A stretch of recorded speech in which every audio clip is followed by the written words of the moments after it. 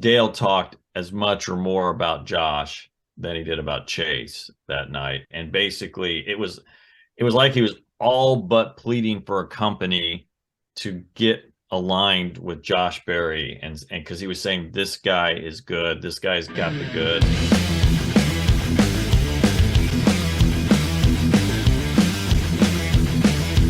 Welcome in, ladies and gentlemen, episode number 116 of Let's Go Racing. Tyler Jones here with you. So glad to have you with us. Coming up on today's show, we're going to be joined by NBC Sports writer Dustin Long is here to tell us about what's going on with NBC Sports taking over their portion of the NASCAR schedule. And we'll get to know Dustin, get his take on some of the big headlines going on across the sport. We'll have our news and notes segment coming up later, our Ask David segment as well at the end of the show. Dominic Aragon is here, as well as John Haverlin in for David Starr this week. Dom, we'll start with you. An off week, the only off week of the entire year for the NASCAR Cup Series. How'd you enjoy your off week, my guy? Man, it was a lot of fun. Last year, we knew my wife and I were expecting, and it was really exciting. But it would just hit different this year, Tyler, actually being able to celebrate the third Sunday in June as Father's Day. And I've always enjoyed honoring my dad and my grandfather and the people in our family. And our family's grown now, and it's really cool. It was a really cool holiday, man. Just so cool to just hold Christopher all day. Like, wow, this is neat. This is different. Now I'm on the other side of it, if you will, where I was always looking forward to spending Father's Day with my dad, and I still do, but even more so with my son now, man. Yeah, that's great. John Haverlin joins us now as well. John, first off, I don't know who invited you here, but welcome. Thanks for being here. But as we gear up now, this second half of the season, Father's Day weekend here in the books, we're really going to figure out who these teams are now. Like it's time to kick it into another gear as we get in the second half. What are your kind of expectations for the second half of the NASCAR season here? Yeah, well, first, thanks for having me again. Dom called me, I guess, about 45 minutes, and there's like this running joke that I'm like the Josh Berry of the show because I seem to be the super sub.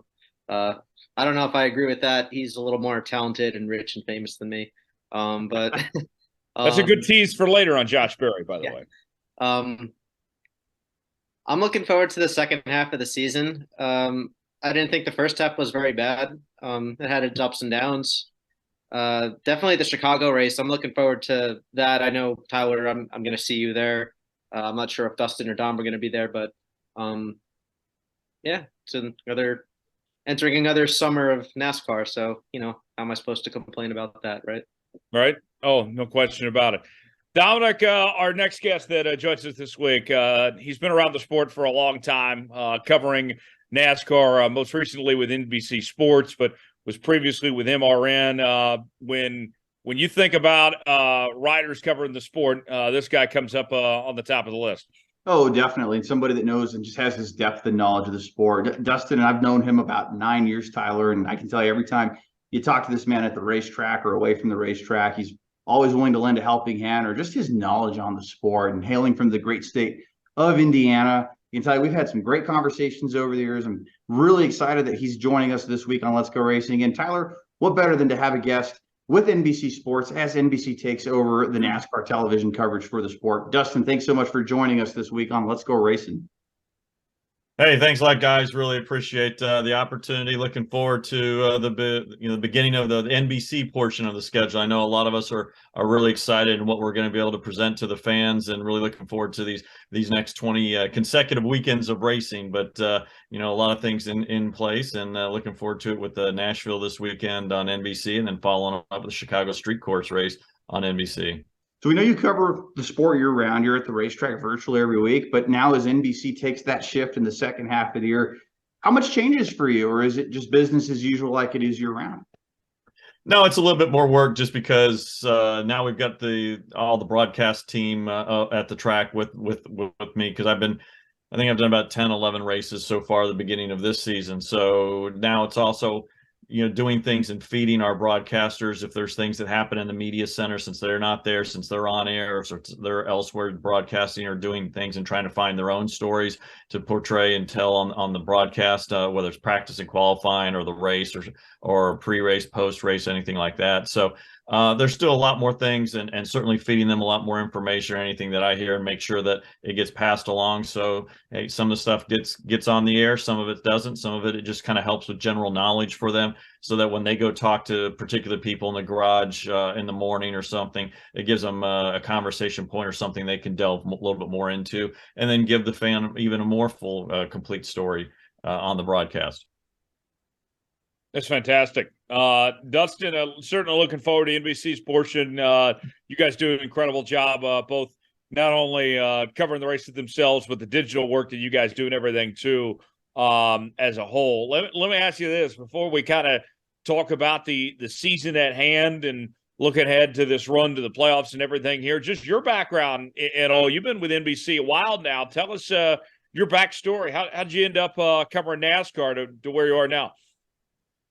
Well, it started off, I was covering stuff out of college in Idaho. So I got about as far away from racing as I could, I guess, in one sense, after college. But even before then, I knew I wanted to be a sports writer at an early age. I had an uncle who was a sports writer for like 36 years at the Miami Herald, covered the Dolphins at one point, covered Florida State football in their heydays, covered a lot of auto racing.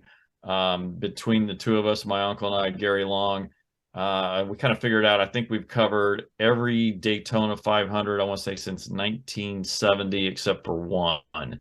So it's quite a streak for the Long family, and it's something we're proud of. Had the opportunity to cover the Indianapolis 500 when I was younger, in high school and college age, and really enjoyed that experience.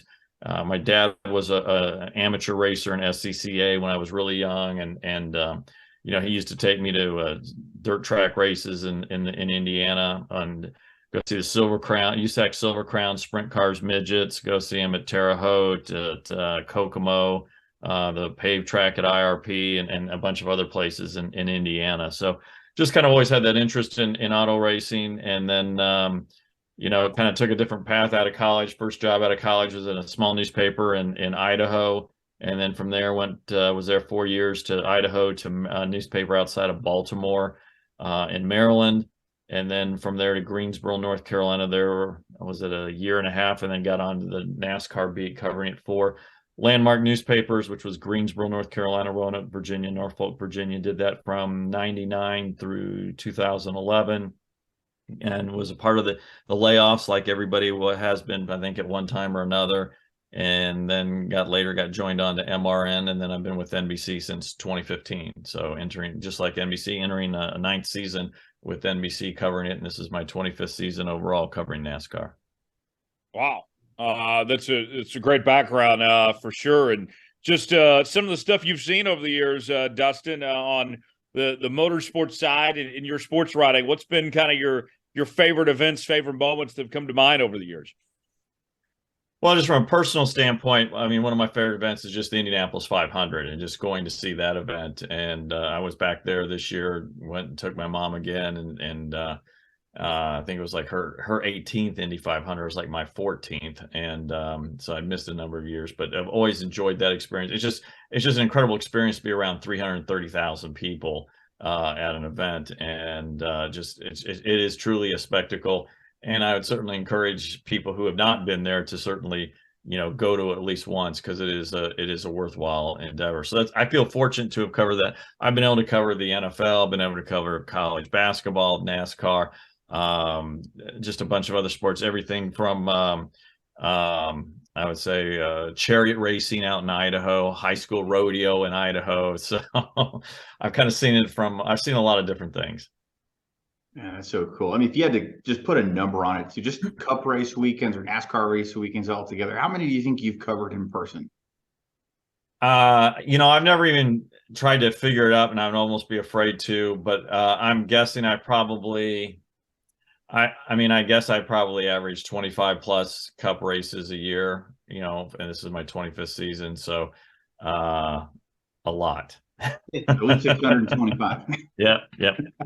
So somewhere in there. So I mean, Yeah, it's a lot. Dustin, I got a question for you because I don't think Tyler and Dom haven't been to the Indy 500, but I've been to two. You mentioned Yeah. you've been to quite a few. Um, I was thinking about going again next year, but I was thinking I wanted to experience it as a fan. The two times I've been to it, I've been a reporter there, so I wanted to kind of get your thoughts on what it's like when you're there just as a spectator to enjoy it as a fan versus going there having a job to do. Is it how different is it? And just talk about your experiences going to that race. I mean, it's very different. It's just relaxing because it's like I'm not like looking for the next thing. I'm not trying to track something down. It's just like, hey, it's just kind of having fun. It's like for the most part, it's the one event a year I get to go as a fan for the most part, and it's fun that I get to do it with family. We get parked. We got a place that we park at probably around 7:30 in the morning, so 5 hours before the event. My mom lives an hour away, so I mean we're getting up at like 5 a.m. for a 12:45 start, and then it's just it's just kind of walking around, seeing the crowds, the spectacles. This year I was fortunate enough to get some passes through NBC to get on pit road and on the grid a little bit before, probably about an hour or so before the race. And that's something my mom had never experienced. So she really enjoyed that. And just seeing the cars up close, seeing the spectacle, seeing that aspect of it that she hadn't seen. It was funny. We were walking around pit road and I saw Kyle Larson's PR guy, and then I saw Larson and he kind of gave me a look of like, what are you doing here? And I think I kind of shot the same look back at him for a moment. Then we just kind of chatted briefly before he got pulled in another direction. And I got to introduce him to my mom briefly, and she was excited about meeting Kyle Larson. So that was something else that just kind of made her day. But again, it's when you're there as a reporter, you're constantly in work mode, thinking you're trying to enjoy some of the things. There's no doubt you can, but as a fan, it's just like I don't have any cares that day, and it's just enjoying the day, enjoying it for what it is, enjoying the company you're with, and just relaxing. And so, that's a nice relaxing thing. You guys talked about what you guys did in your off weekend. Even with all the travel that I do and all the racing I cover this off weekend, I watched the IndyCar race from Road America, and I was slipping a little bit, and then during some breaks or whatever when things were a little slower, I flipped over just kind of check out the F1 race in Canada, since I've been able to go to the F1 race in Miami this year, which was my first F1 race. So that was an interesting experience as well. Tell us more about that. What was F1 like, and how would you compare it to some of the other motorsports you've seen? Money, money, money, money, money. I walked around one day in the infield, and I walked into a champagne bar, and it was packed, and they had a DJ, and people were dancing, and people were having a good time, and it was just crazy scene. I've never seen a champagne bar at an IndyCar race or a NASCAR race or anywhere. So that was interesting. They kind of had like the I don't want to say gondolas, but almost kind of like ski lifts type of things, but the enclosed ski lifts that kind of went over part of the track. So you got up to about 125 feet above the ground and actually directly over portions of the track. So I was up there during qualifying, and cars were just zipping in underneath me. So it was an interesting experience. They've got that fake marina out in one of the turns, and was able to get to go out there and walk around and see that. The different yachts they have out there are basically like a hospitality suite.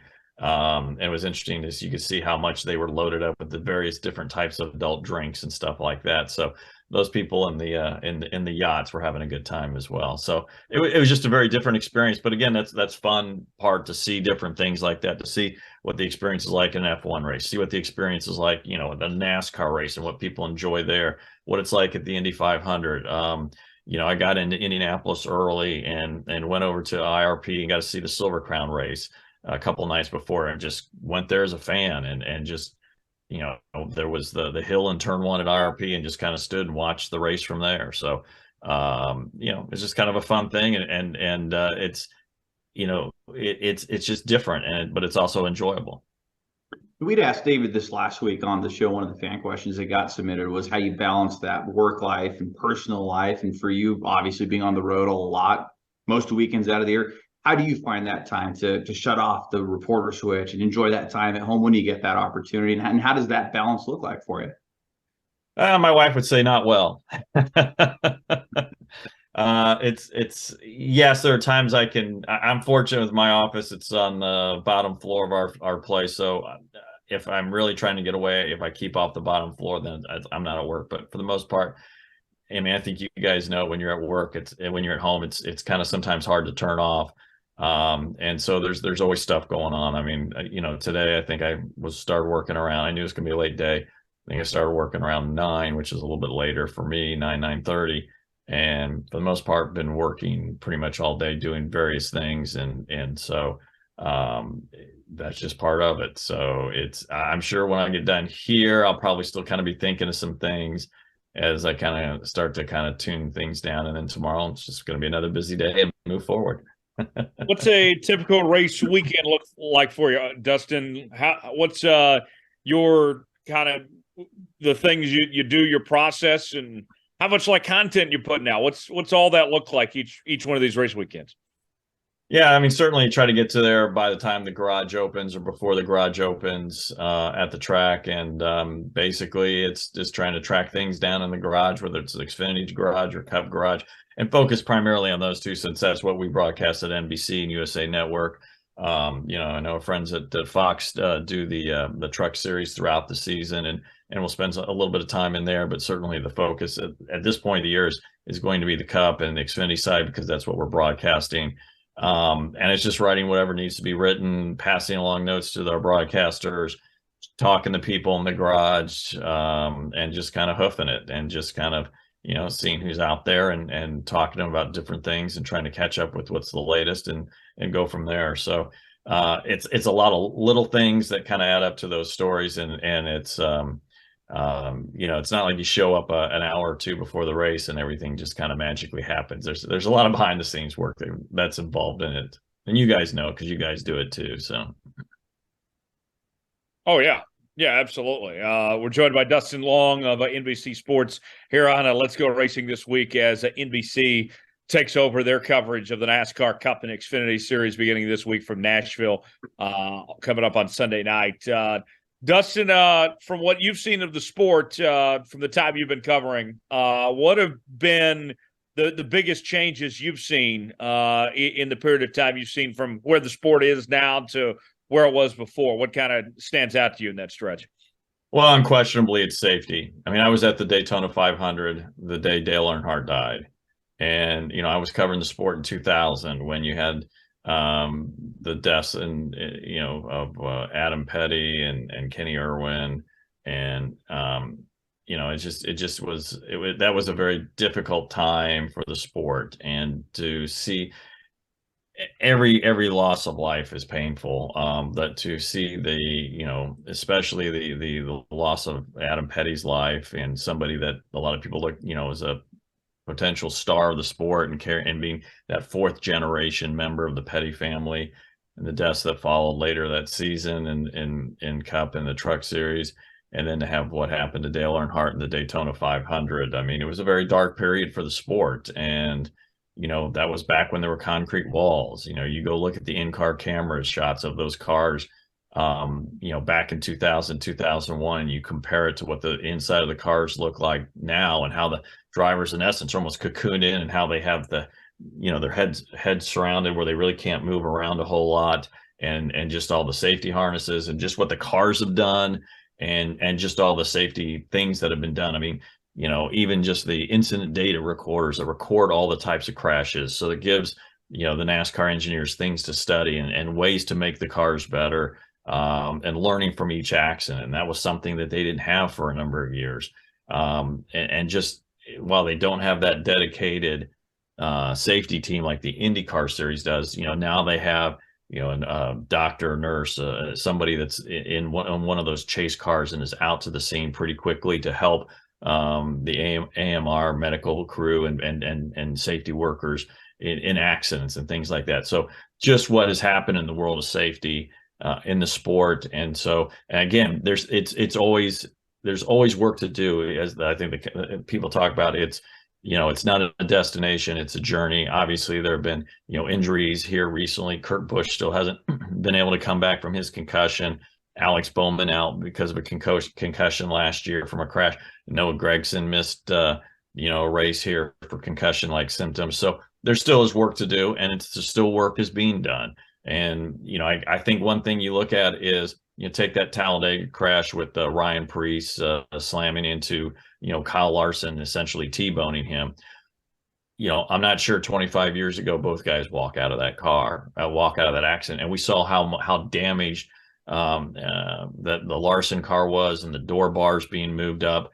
And here, a few months later, NASCAR's making changes that'll be in place for the Atlanta race to help strengthen that area, so it prevents the intrusion of those door bars. So there isn't something like that happens again that potentially could injure a driver. So I think if you just look at safety, I think that is unquestionably the biggest thing over the 25 years where I've seen in the sport.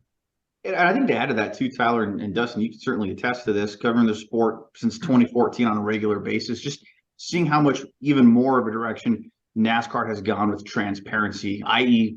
penalties and safety things. Like we saw the Denny Hamlin, Kyle Busch, Pocono penalties, and the parts were already on display, I believe it was a week later. And then most recently with Chase Briscoe, or like even relating back to that Kyle Larson, Ryan Preece crash at Talladega, some of that behind the scenes footage at the R&D center that they were showing to replicate the crash. Would you agree with that, Dustin, that the sport has taken those steps in that right direction to be even more transparent than, let's say, even 10 years ago? Well, let me tell you what it was like when I first started covering the sport in 1999.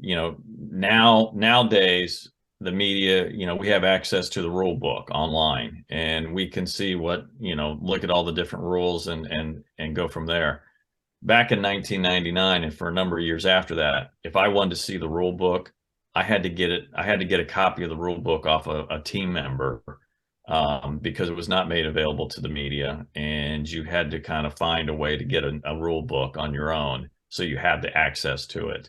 Now I've got a number of rule books from each of the different years, from like 99 to I think the early mid 2000s and things like that. But for the most part, or some of those, for a number of years, we're getting them off team members until it could get some from NASCAR. So that's a change. You referenced the Chase Briscoe counterfeit part. I was out Sonoma when NASCAR put that on display for members of the media in the past. And as you referenced, when there was a violation years ago, it used to be, well, it was just put in the hauler or put on a table outside the hauler and you could see it, but nobody explained what it was. So if you didn't have the technical mindset or didn't understand what the part was, okay, I'm looking at this, but what does it mean?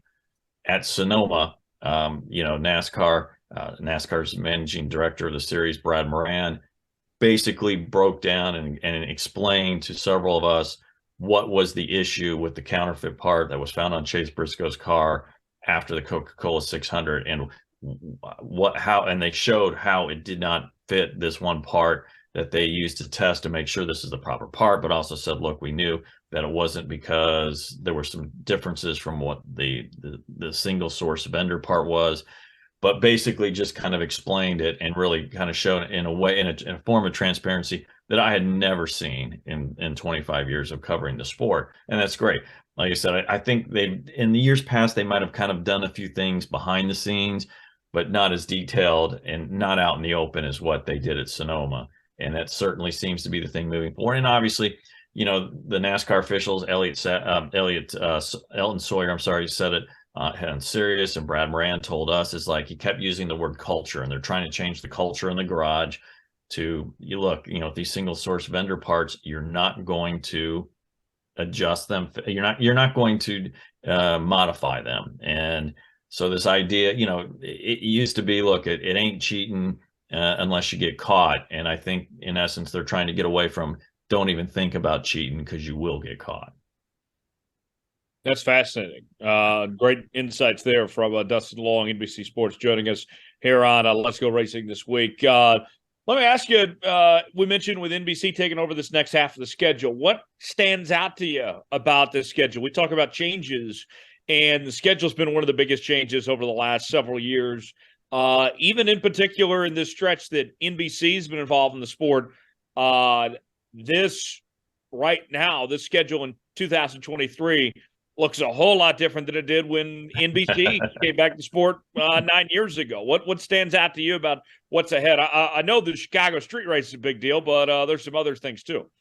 Well, I'm going to start off with the Chicago street race because, like I said, it is a big deal for the sport. To the first race on the streets of a city, to do it in a major metropolitan like Chicago, a major television market, taking the race to the fans. And it's something I go back to.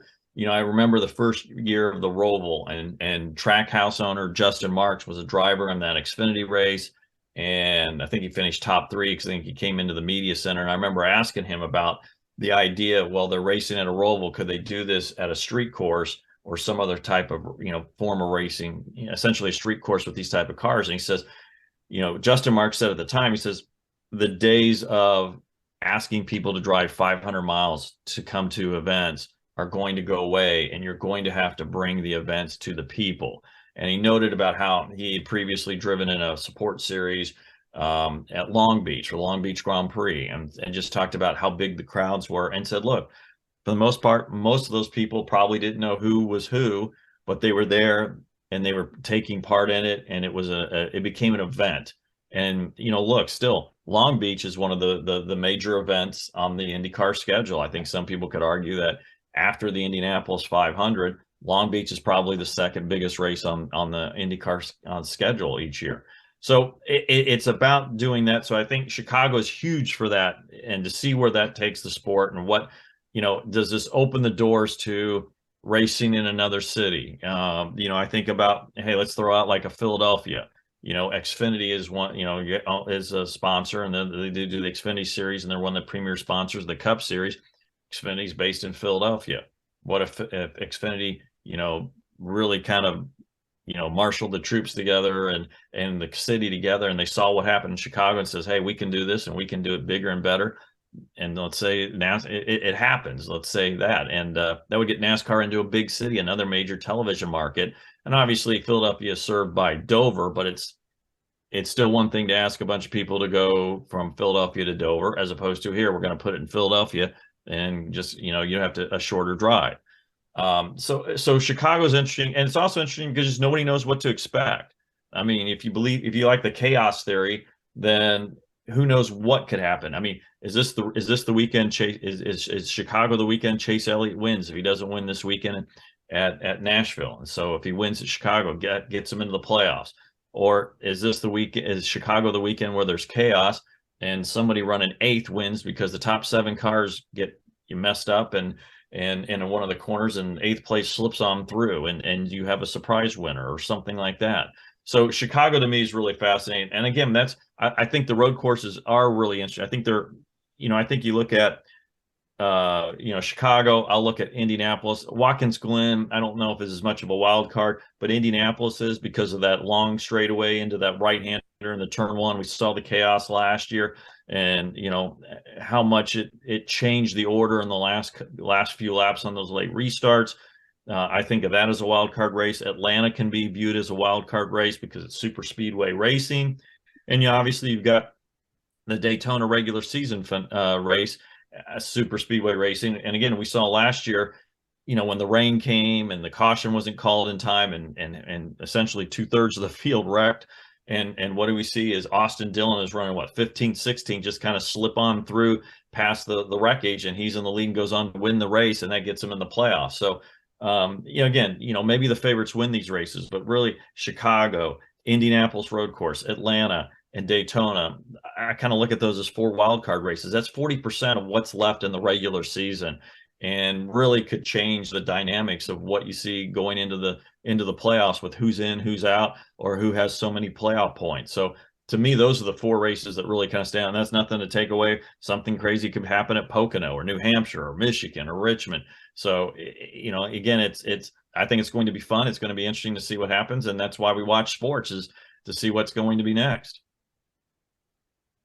Yeah, for sure. And Dustin, I was thinking about this. One thing you brought up with the Chicago standpoint, I know that there's already question marks about the future of this race beyond this year, with just how it works with the city of Chicago involved in their their local government and all this. But to me, one point I've been telling Dom, and I think I've had conversation with John about this too, that you kind of mentioned there, it's the concept, right? It's, hey, can we make this work in Chicago and do this same thing in those other cities and test the concept? It's not even necessarily, I think, personally about Chicago itself, but can a street race work, and can you mobilize it to do this in other things? I mean, that's what, to me, what I'm looking at, measure of the success is not even necessarily about Chicago itself, but the concept, if it's mobile, to do this elsewhere.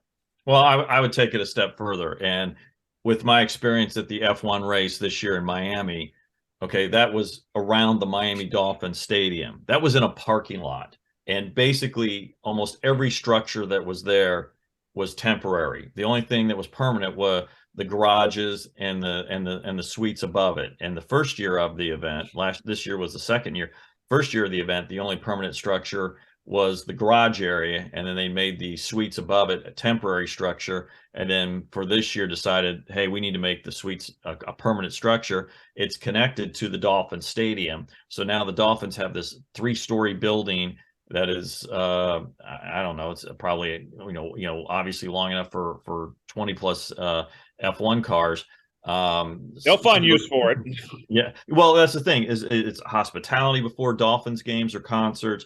It's, I don't know, you could have like essentially a convention there type of thing, high-end stakes or entertaining, things like that. And that just kind of enhances the experience at a Dolphins game, or if there's a concert there, or something like that. So I would throw this out.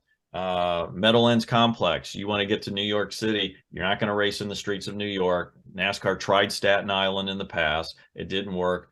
Is why not Meadowlands Complex? You look at that footprint, there's a large enough space there, and obviously IndyCar raced there in the parking lot at the Meadowlands, I think from 84 to 91 or something like that, if I got my dates right.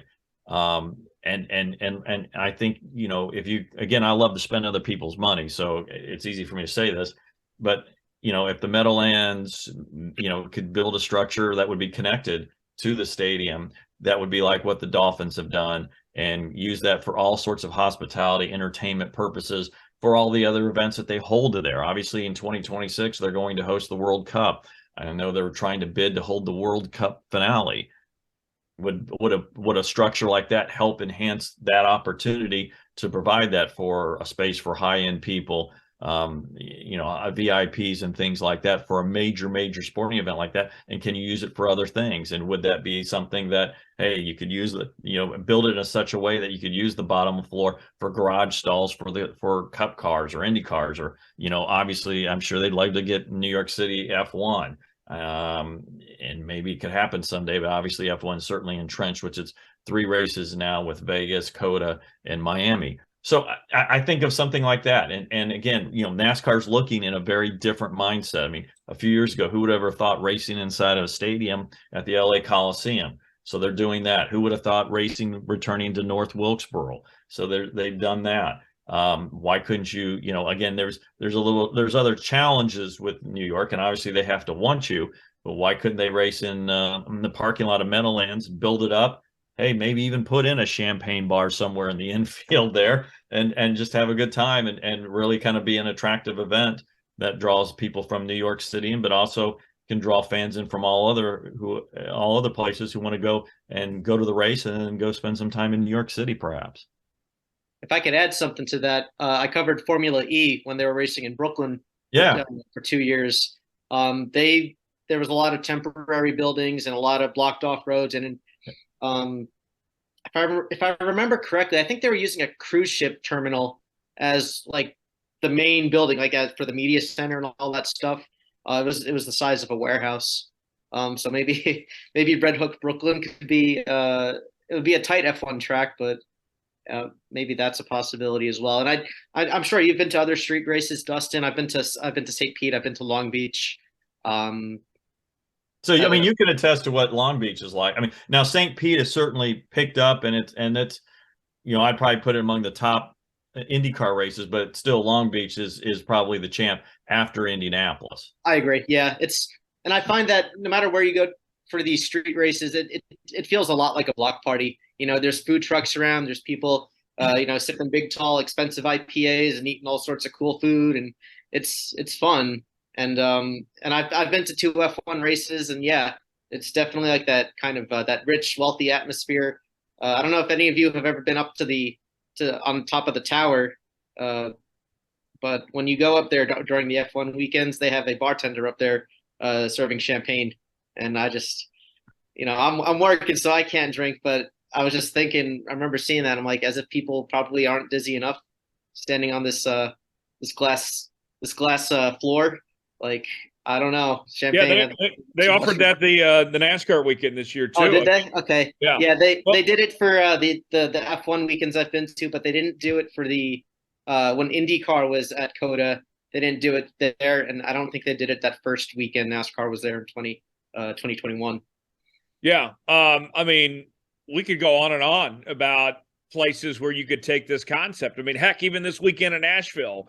I mean, that track's nice, but Dustin, if we're going to be real and we talk about bringing the sport to the people, this track at Lebanon is a good 30, 35 minutes away from downtown Nashville. It's not close to the city, relatively speaking. As much as I like the track, I mean, we've seen IndyCar has pulled off a very successful race of their own in the streets of Nashville, and there's plenty of space out there, and they're about to build a brand new football stadium there. Well, I think NASCAR's next move with Nashville will be looking at is obviously racing at the Fairground Speedway someday if Right. they can get everything done there. And obviously the next step on that is that the Metro Council, essentially the Nashville City Council, has to address it. And I think they start to address it next month. And it's got to go through 3 readings and get approvals, and then go from a couple other levels after that.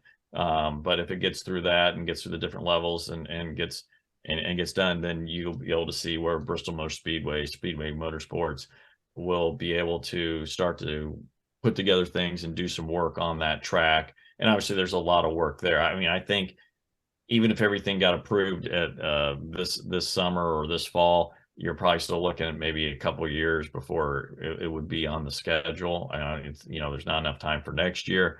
So you're probably looking at 25 at the earliest, maybe 26, depending on how the process goes. And obviously it took a long time to get through the Fair Board Council and go through that process. So there's no guarantee it'll be through quickly, but in best case scenario, maybe they can be racing there at the Fairground Speedway in 25 with the renovated facility and the upgrades there, and just kind of a really cool atmosphere, a really cool concept. And, maybe that's a great place to host an all-star race in the future. Yeah, maybe so. Of course, it's right next to the new soccer facility that's over there too, and right in a good part of town there. So we'll see. News and notes time. Dominic Aragon standing by with the latest happenings in the world of NASCAR and the rest of motorsports. Dom, where are we starting this week? By the time you're listening to this podcast on your Wednesday evening, you might have already seen the news that everybody's expecting and has expected the last couple of months with the signing of Josh Berry at Stewart-Haas Racing. So at the time of the recording of this podcast, Stewart-Haas Racing has a big announcement scheduled for earlier Wednesday, about 1 o'clock Eastern. Some sort of major announcement. Jordan Bianchi of The Athletic is already reporting it's a done deal that Josh Berry will be the driver to replace Kevin Harvick at Stewart-Haas Racing. Josh Berry, the super sub role driver who races full-time for Junior Motorsports in the Xfinity Series, has run 9 Cup races this season with 3 top 10 finishes, including a runner-up finish at Richmond when he was filling in for Chase Elliott. So Tyler, looking like a done deal. We know who's going to be replacing Kevin Harvick. Dustin, what's your reaction? This seems to be a really great choice for Stewart-Haas Racing, right? Look, I think back with Josh Berry, I think back to the 2015 Xfinity race at Richmond, and it was his 3rd career start, and he finished 7th that night. And I want to say, I think Chase Elliott won for Junior Motorsports because Dale Jr. was in the media center after the race. And Dale talked as much or more about Josh than he did about Chase that night. And basically it was like he was all but pleading for a company to get aligned with Josh Berry. And because he was saying, this guy is good. This guy's got the goods. This is a guy that can do a lot of good things. Now, at the time, Josh was running the late model program at Junior Motorsports. And like I said, this was only his third Xfinity start. It was 2015. It was September of that year. It was only Xfinity start of the season. And it was basically, they had an open seat for a race. Dale Jr. wanted to give Josh an opportunity and gave him that opportunity. But it wasn't until, several years later that Josh got the opportunity really to kind of run on semi-regular basis. I want to say it was 2020, 2020 wasn't 2021 when he ran 12 races until Sam Mayer turned 18, and then Sam Mayer took over the ride. But then that was the year where Josh won at Martinsville in his 6th start of the year, had success. It started building into some other rides.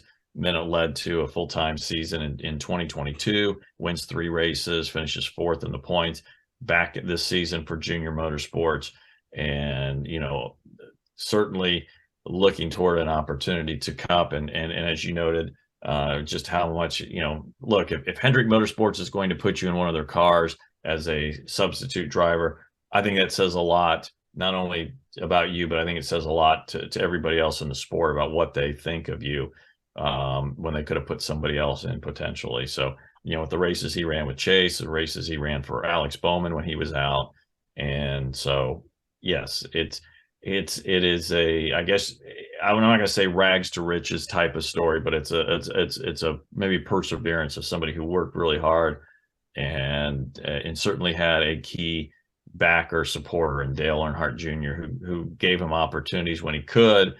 But still, when Josh had the opportunity to be able to take advantage of it with like that Martinsville win a couple years back, and that really kind of started things going on this path of really kind of raising his career and moving it up to another level.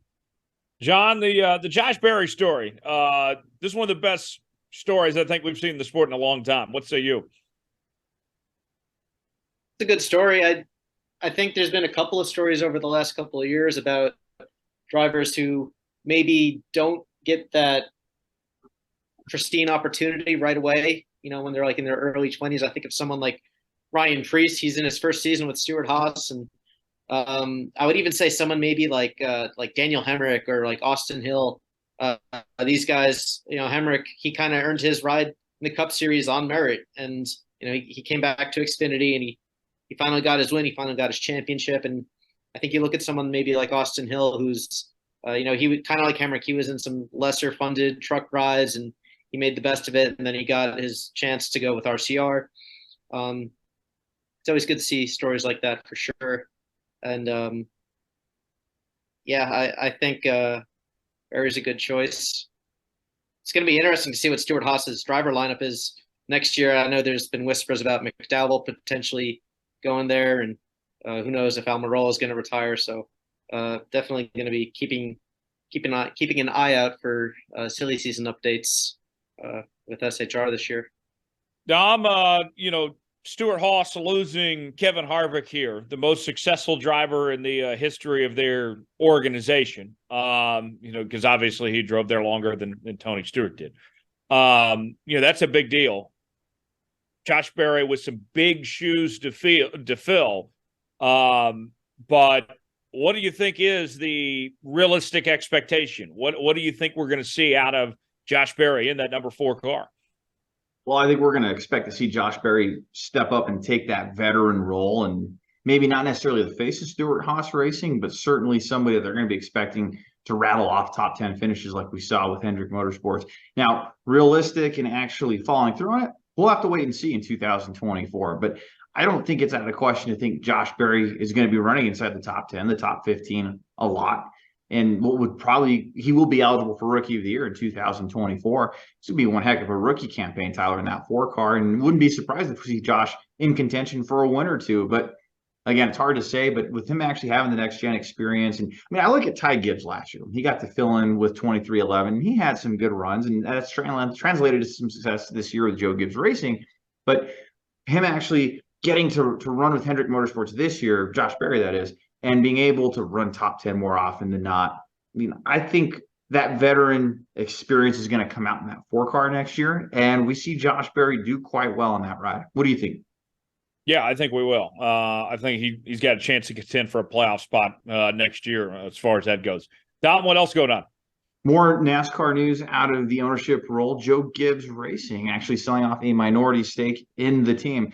Joe Gibbs Racing announced on Tuesday, June 20th, rather, that they have sold off a minority stake, a significant investment, per their press release, to the Harris Blitzer Sports Entertainment and Arctos partners. So the team's going to remain the same, but this partnership of sorts, Tyler, is going to help the team with branding and try to help with marketing. And we saw the team lose Kyle Busch last year. So you got to figure this is trying to help not only fill that void that Busch left, but to help set up the team down the line in the future.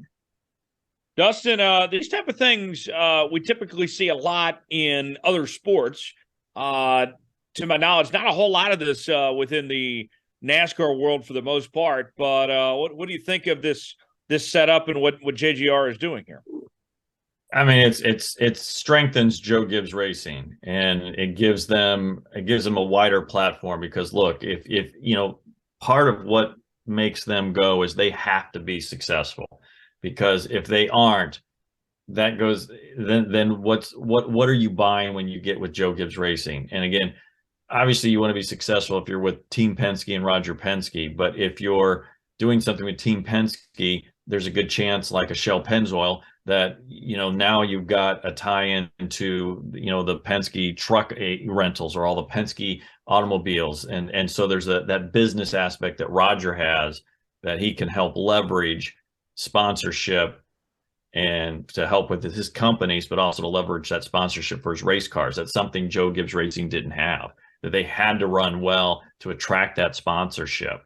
And if they didn't run as well, it made it a little bit more difficult to get the sponsorship dollars that they needed to keep the drivers and to pay them, get the best drivers, get the best crew chiefs, get the best people as possible to make the cars go as well as possible. And it's just, you know, like Dom talked about, it's just, hey, look, Kyle Busch, you know, they you know, two-time champion, future Hall of Famer. Look, in the last 25 years, who would you put above him? Jimmy Johnson, maybe Tony Stewart. I guess it would have been the latter part of Jeff Gordon's career. But I mean, you know, if I'm thinking about a Mount Rushmore the last 25 years, I'm thinking Kyle Busch is on it, and that's a guy that got away from Joe Gibbs Racing. Doesn't mean that even with this partnership, that doesn't happen. You never know in sports, but I think it helps strengthens this organization, and that's something that they need, because, you know, I think of like a Chip Ganassi Racing, and again, Chip does great stuff in IMSA and IndyCar, but it just never quite worked as well as he hoped in NASCAR. And look, one of the things he could do is he could leverage it across his different race teams, and that helped. But the business aspect, I think it kind of fell back, because, you know, Roger Penske could leverage sponsors with his business. Rick Hendrick can leverage sponsors with all his car dealerships. And I think things like that. And I think as the sport gets bigger, and you have the value of the charter, I think it has the potential to bring in more investors down the road and just kind of raise the level of everybody. Yeah, and you've seen that be a big part of Trackhouse's early success already, or 2311 with Michael Jordan's business connections as well with their early success. So that's a great point. It is a business at the end of the day. John, you look at that Stewart-Haas program, they get this investment now, and I know they lost Kyle Busch, but there's some big decisions ahead in their future when you talk about Martin Truex Jr. getting older, Denny Hamlin, some of these guys here. There could be a lot of change in the very near future there at that organization. Yeah, Joe Gibbs Racing. I think you said Stewart-Haas. Oh, sorry. Thank you. Yeah, Joe Gibbs Racing. I don't see why they can't have the same driver lineup, crew chief lineup as next year. I think Truex winning. I mean, it's been a weird season where at first it kind of seemed like William Byron would be the top guy, and then maybe Kyle Busch, and now we're kind of looking at Martin Truex, who's won 2 races in the last month. If he keeps winning, it's why would you step away? You know, if you're successful and you're having fun, then keep doing it. And yeah, I think Joe Gibbs Racing, they're in a good place for sure. And I also saw this afternoon Adam Stern reported that Heather Gibbs is also taking involvement in the ownership aspect as well for the race team. So it's good to see the family still staying super involved with the organization. Yeah, no doubt about it.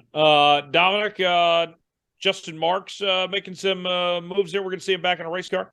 Well, didn't this guy say he was going to retire at the end of 2018? He ran the Charlotte Road Race. He ran the Daytona 500. Oh, I'm going to retire. And then he keeps coming back. He even said, Tyler, this week that he has a hard time at 41 years old to step completely away from the race car. But Justin Marks will be taking it to the streets. That is the Chicago Street Road Course in a couple of weeks in the Kaulig number 10 all-star car of some sorts in the Xfinity Series.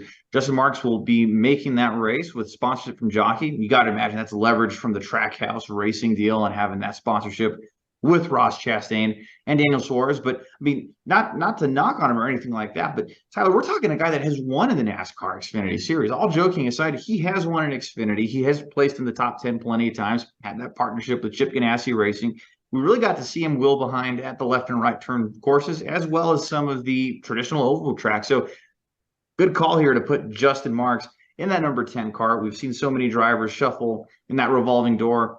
I think personally, great hire for that one-off deal. Dustin, you look at this, Justin Marks, good opportunity to get some feedback for that Kaulig team and for his own team for that Cup race the next day here. Yeah, and he's been doing some racing. He does some Trans Am stuff from time to time. So he's running road courses or street courses, and so it's not like he hasn't been racing in a while. Not like he's racing every weekend either, but he's still been doing some racing. But it's good synergy between Trackhouse and Kaulig Racing. Trackhouse Racing provides the pit crews for Kaulig Racing's teams.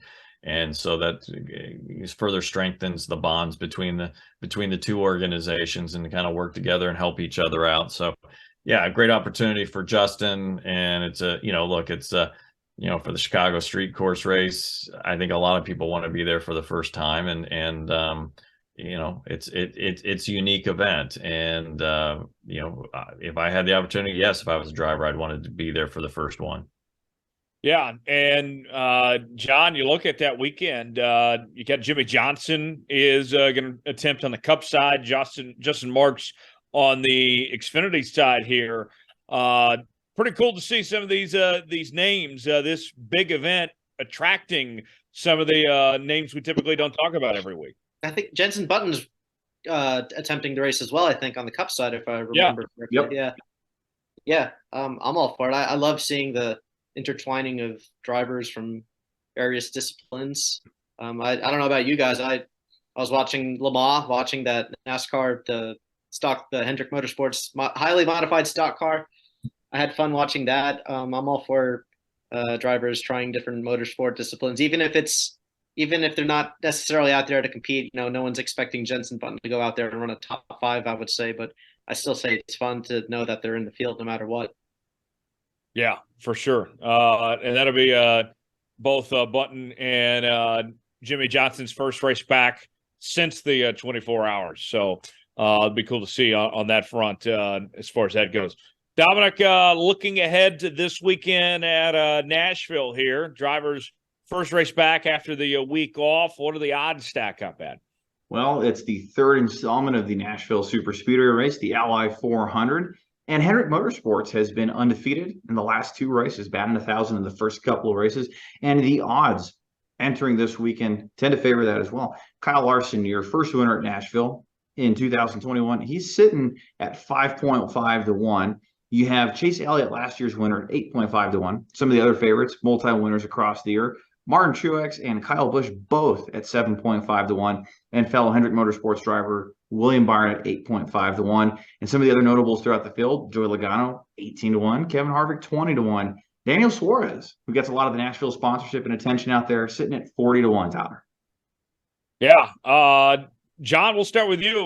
Who do you like this week there at Nashville? Who do you think gets the job done?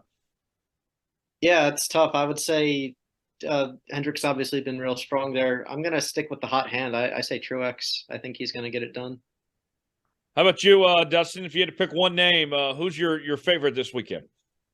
Well, he's had such an up and down season. You never know what it's going to be, but I'm looking at Kyle Larson. I think he probably had the second or third best car at Sonoma, so maybe he's a little bit more on that uptick where he's got, he's running typically top 5, or he's been finishing 30th because he's been caught in accidents or other issues. So I'm thinking that his season's going to start to balance out at some point. It can't just yo-yo as much as it has this season.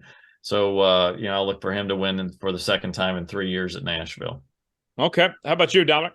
I second that, Tyler. Dustin took my pick. I think Kyle Larson gets it done, gets the win at Nashville, keeps that Hendrick Motorsports 1,000 batting average at Nashville Superspeedway. Okay. I'm going to go with a guy that's won here before, Kyle Busch. No smashing guitars this time in Victory Lane, I don't think. But Kyle Busch has run good everywhere this year, all different types of tracks, tied for the most wins on the Cup side this year. Look out, Kyle Busch is who I'll go with this week. Our final segment before we go, we do our mailbag segment to end the show, where you guys send us questions and we answer whatever you guys have in the inbox. You can reach out to us, davidstarrpodcast@gmail.com. Also on Facebook at Starr Podcast, and on Twitter at Starr Podcast as well, where you guys can submit your questions. Dustin, the first question in the mailbag this week is for you, and it is, how much on air will we see you with NBC this year during the season, during the week and at the races? How much are we going to see you on NBC's TV platforms here? Well, most of my time I'm spent writing, so probably not a whole lot of TV time, although we certainly do have our Motor Mouse videos that run during the week, and you can find on our NBC Motorsports YouTube page, and also at our site, NBCsports.com/NASCAR.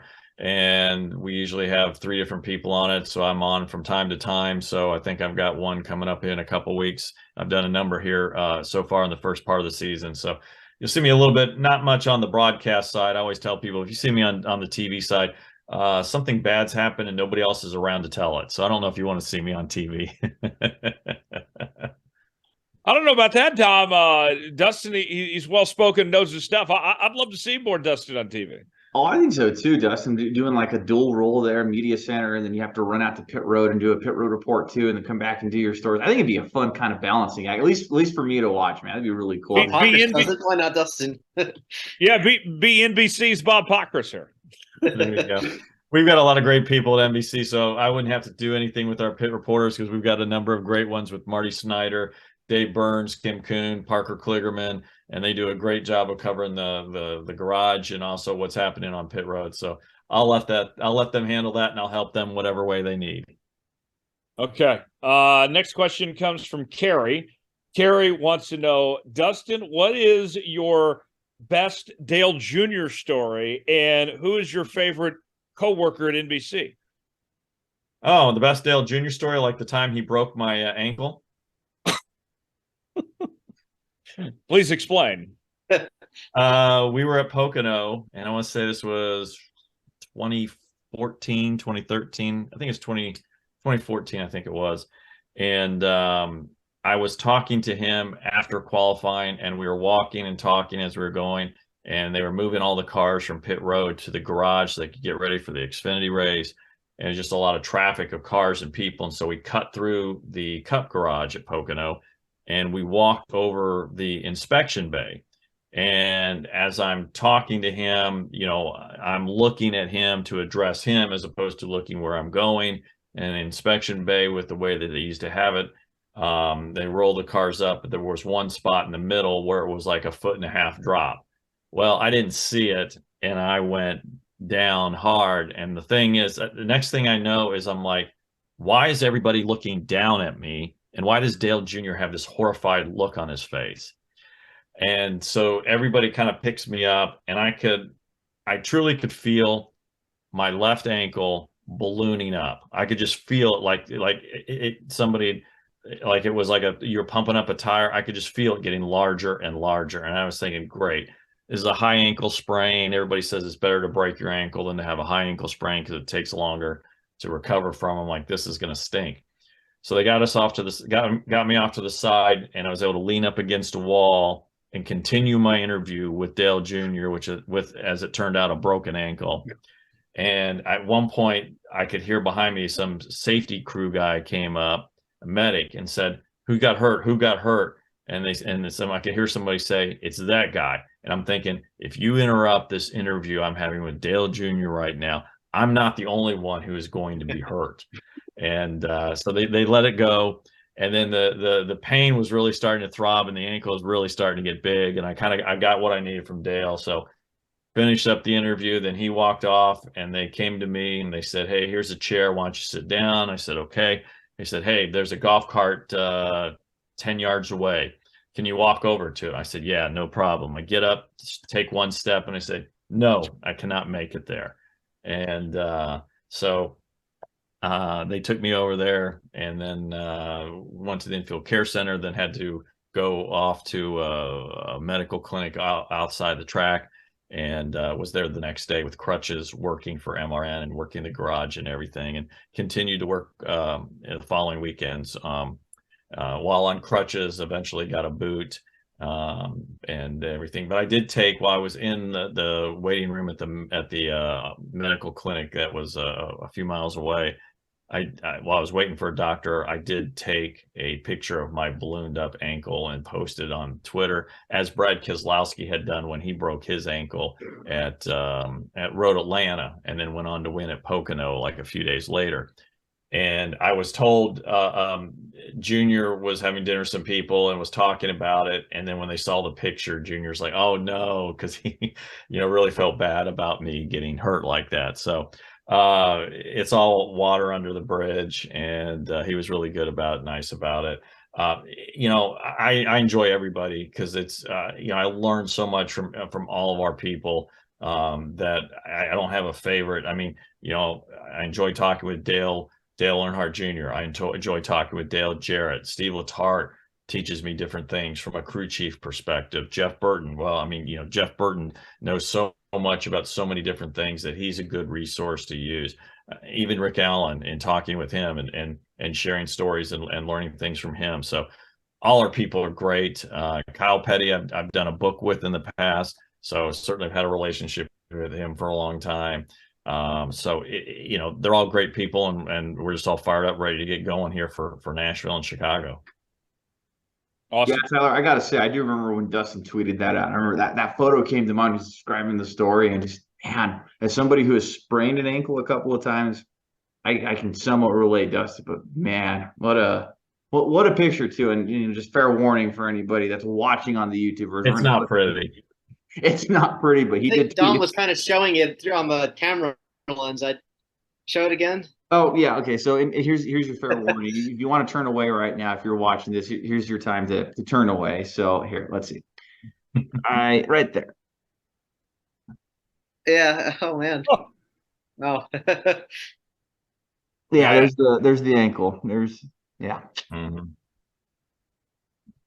Man, that's quite the story there. I was not expecting that. Glad everything worked out for you, Dustin, as far as that goes. One more question. We'll end on this, Dustin. This one's from Joseph. Joseph wants to know, when you hear back home again in Indiana at the Indy 500 or anywhere, how emotional is that as someone from the Hoosier State? It's very emotional. Just the whole pre-race ceremonies can be quite emotional to Indianapolis, and John knows since he's been there. But one of the things that really gets me is when they do the 21 gun salute and they do taps. Obviously, it's Memorial Day weekend, and thinking about those who have lost their lives to ensure our freedoms. And to think about, you're in a racetrack with 330,000 people, and at the moment of taps, how quiet it gets for such a large crowd is such an amazing moment. Yes, from a personal standpoint, back home again in Indiana is always special. It's great. My mom's next to me singing along to it, and it's just, it's gotten to the point now. We're used to Jim Corneliuson doing it. Obviously grew up with John, was it Neighbors? Yeah. Jim Neighbors. Yeah. Jim Neighbors. I was saying John. Jim Neighbors singing it. And so that was a little bit of an adjustment after Jim last did it, and then they moved on and had that and had others do it. So, but yeah, I mean, that's a very special moment. I mean, the way I look at the Indianapolis 500 as being an Indiana resident is like, it's our race that we invite the world to. and just try to show Hoosier hospitality. And so we try to be as welcoming to everybody and just like, hey, come and enjoy this event. And yes, to be back home in Indiana is always a special time. That's Yeah, right. Tyler and Dom, if you guys have to go to an Indy 500 because everything Dustin just said is completely true. Personally, my favorite part of the entire Indy 500 weekend is like that, where it's just dead silent and you just see like that ocean of humanity across the grandstands, and you hear taps and you got the 21 gun salute. Like I'm getting chills just thinking about it right now. And standing on the grid while that's happening, there's just nothing else like it on earth. Definitely try to get to an Indy 500 at some point in your life, guys. Definitely. Would love to go Yeah. someday. I think I got to find a way to go next year. Make that happen. Go for the first time. We'll go together, Tyler. Hey, I'm down. You guys Go have to the snake pit. Yeah, we'll make it happen. As we wrap up here, before we go, Dustin, real quick, plug away where people can find you and follow you, and what's your weekend look like in Nashville when you head out there, and what's the track coverage going to be like there from the track? I'll head out on Friday morning, fly out there, but yeah, certainly can follow us on NBCSports.com/NASCAR for NASCAR news and what's happening at the track for the Xfinity Series, Cup Series, also Truck Series. Obviously, we're back broadcasting, and we'll have broadcast coverage on USA Network, and also the Cup race on Sunday night, 7 p.m. Eastern time, so prime time racing for the Cup Series on Sunday on NBC. You know, one of the things that we're doing is we're doing a post-race show for each of our 20 races. And so, you know, shortly after the green flag drops, the checkered flag drops, you know, we'll have the post-race show on Peacock. Now, there'll be sometimes the race may end soon enough. We'll be able to continue on with the post-race show on NBC or USA for a time, but it'll still be simulcast on Peacock. So once that race, the checkered flag drops, we'll have the simulcast pick up on Peacock. I know Peacock will we'll simulcast 3 races, the first one being the Chicago street course race. So our first 2 races start off on NBC with Nashville, and then Chicago, the Cup race, so on NBC and also on Peacock. Chicago will be fun. We've got, 2 drones for Chicago, not just one. We've got a helicopter also providing all these overhead shots, and we were going to be doing it radio style for the Xfinity and for the Cup race. So we'll have Dale Earnhardt Jr., Jeff Burton, and MRN, Sirius XM radios, Mike Bagley calling the course radio style, along with having Rick Allen, Steve Letarte in the booth. So looking forward to a lot of fun things there. Again, the coverage will be on NBC and USA for the Xfinity and the Cup Series throughout the season, post-race shows on Peacock, and coverage on NBCSports.com.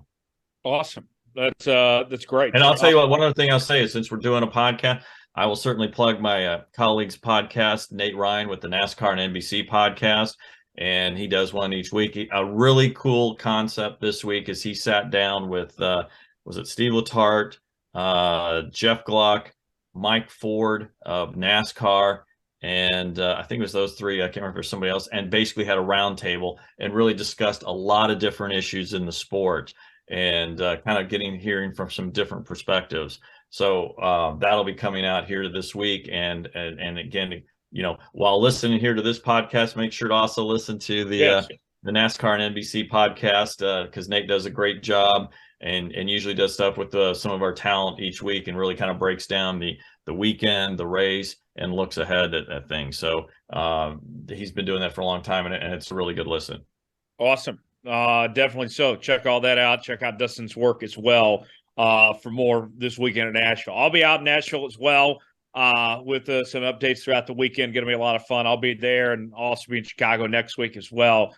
John, what's going on with you this week, man? You're going to enjoy another week in sunny Phoenix before joining us in Chicago, right? Yeah, I'm starting to get that itch again. The last race I covered, I guess, was Phoenix, so it's been a couple of months for me. I'm looking forward to getting to Chicago. I've been through Illinois. I've never actually been in Chicago, so I'm excited for that. You know, I want to see a game at Wrigley Field. I'm a big baseball guy. You know, my mom is actually going to fly out to Chicago as well from New York, and She was talking about how she wants to do maybe a ferry ride on Lake Michigan. So, I'll be there to go to the races, but I'm also there to just kind of soak in the city as well. Take it all in, as they say. Dominic, what's going on with you? Well, I won't be at the racetrack this weekend in Nashville or next week in Chicago, but I'm happy to be back at the track in Atlanta in a couple of weeks. So that's when I'll make my return. Like you, John, it's been a while since I've covered something in person, but looking forward to getting that second half of the season started. But yeah, I'll be spending that at home in New Mexico this weekend, spending with my wife Elise and my son Christopher. It's going to be a good weekend. Nice weekend to relax at home. Yeah, awesome. Dustin, we appreciate your time, man. Thanks for joining us, and we look forward to seeing you here this weekend in Nashville, man. Sounds good. Thanks a lot, guys. Really enjoyed it, and hope you have a great weekend. Look forward to seeing all you guys at the track down the road. Yeah, that's Dustin Long joining us. That will do it for this week's edition of Let's Go Racing. We'll put the checkered flag out on this episode. As always, subscribe to the show. New episodes out each and every week, wherever you listen to podcasts, Apple, Spotify, Google Podcasts, and YouTube. Also, make sure to hit that like button, leave us a 5-star review, or don't leave us one at all. And you can also follow us on social media at Starr Podcast on Twitter and Facebook, and hit us up in the email inbox, davidstarrpodcast@gmail.com. For Dominic Allergon, John Haverlin, David Starr, and Dustin Long, I'm Tyler Jones saying so long. It's been another edition of Let's Go Racing. We'll see you next week.